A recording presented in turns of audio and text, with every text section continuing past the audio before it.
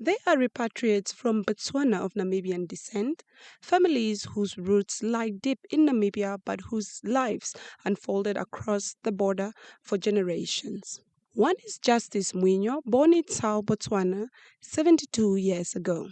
Along with 98 others like him, he came to Namibia in September last year.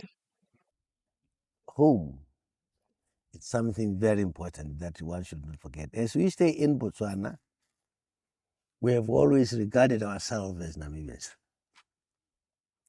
And our forefathers maybe did not even give up to say they were Namibians. Even we were brought up in such a situation, just knowing we are Namibians. At one time, according to them, we should return to Namibia.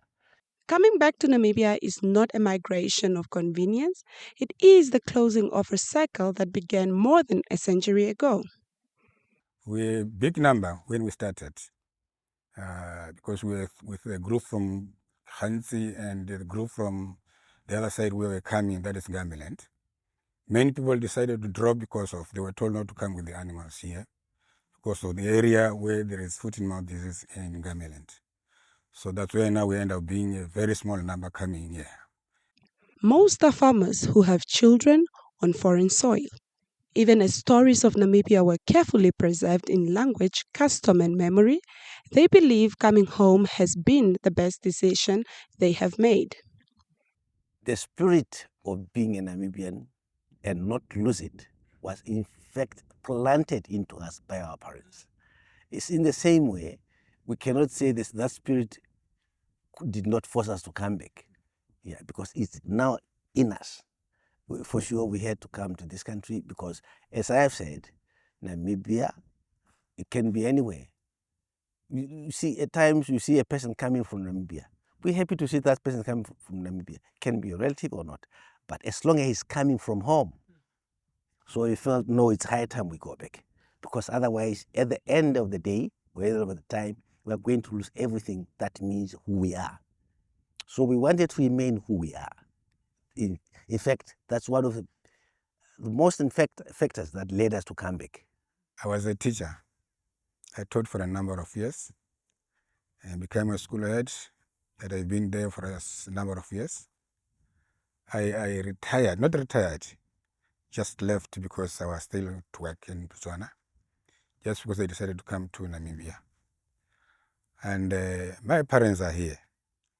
They were expatriated, the first group that came to Gama.